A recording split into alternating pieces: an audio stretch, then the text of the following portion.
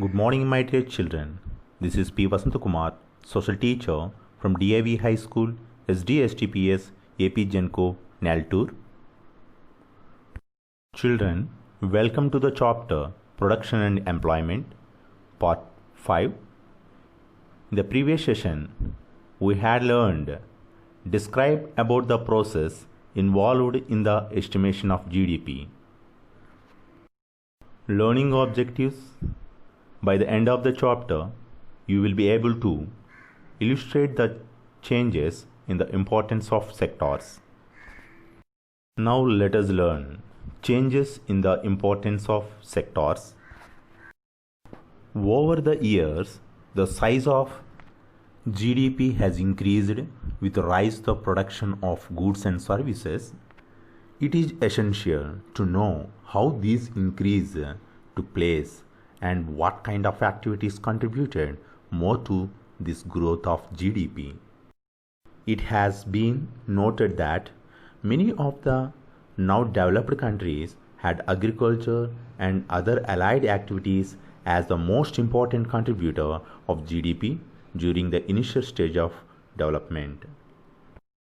In the initial stages of development, primary sector was the most important sector of human activity, like agriculture, mining and fishing.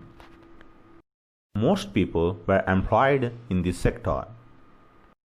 Most of the goods produced were natural products.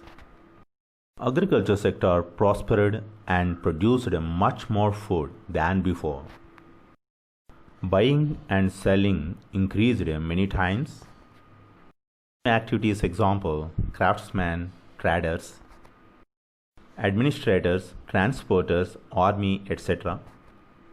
Now second stage, over a long time, more than 100 years, and especially because of new methods of manufacturing were introduced, factories came up and started expanding. Those people who had earlier worked on farmers now began to work in factories in large numbers. People began to use many more goods that were produced in factories at cheap rates. Secondary sector gradually became the most important in total production and employment. Hence, over time, a shift had taken place. This means that the importance of this sector had changed. In the last 50 years, there has been a shift from secondary sector to tertiary sector. It became most important in terms of total production and employment. Most of the working people have also shifted and are now employed in the service sector, and most of the production activities are those of services and not manufactured goods. This is the general pattern observed for developed countries. Dear children, look at the two pie charts. The contribution of various activities to GDP is presented for two financial years, that is 1972 to 73 and 2009 to 2010. The circle or the pie represents the GDP in the given year.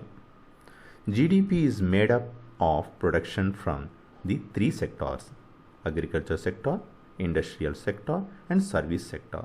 Here, services in turn are seen to include of three types. What are the three types? Trade, hotels, transport and communication, finance, insurance and real estate, and community, social and personal services. If you observe these two pie charts, we can find out the share of agriculture sector has fallen drastically. The share of industrial output has increased slightly. The share of service sector has increased tremendously. Now let us learn rising the importance of the tertiary sector in production.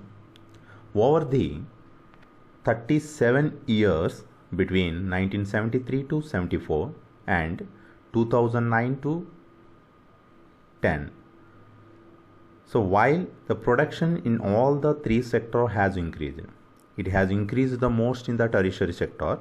As a result, in the year 2009 and 10, the tertiary sector has emerged as the largest producing sector in India, replacing the primary sector. Why is the tertiary sector becoming so important in India? There could be several reasons. See, first, in any country, several services such as hospitals, educational institutions, post and telegraph services, police stations, courts, village administrative offices, municipal corporations, defense, transport, banks, insurance companies, etc. are required. These can be considered as the basic services. In a developing country, the government has to take responsibility for the provision of these services.